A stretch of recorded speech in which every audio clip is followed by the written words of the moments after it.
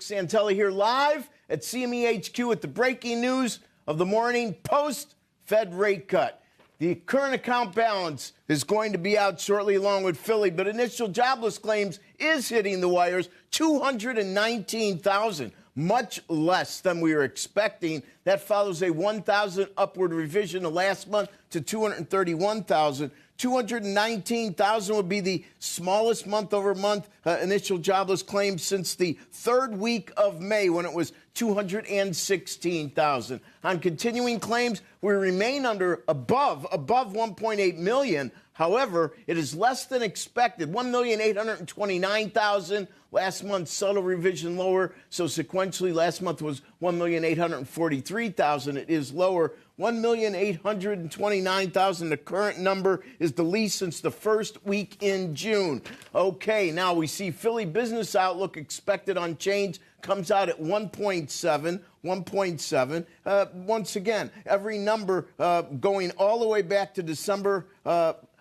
All this year is positive. December of last year was the last negative number. So even though this is a little bit on the light side, it's still a positive number. It comps back towards the end of last year when they were negative. And finally, the last current account balance, the cousin to the trade deficit. This is a second quarter number. Wow, these numbers are big. Minus 266 billion, minus 266 billion, following minus 241 billion. Keep in mind, the biggest, most negative current account was the beginning of March when it was minus 291. We're not that far away, so we want to pay attention to these numbers and, of course, on the trade deficit numbers to give us an idea not only of demand but about what the condition of some of our trading partners are. We see interest rates have moved up. We're hitting very close to 3 3/4 on a 10-year, and do keep in mind that the yield curve now, should it close here, would be the steepest in about 27 months. We're currently trading around 14 basis points, which means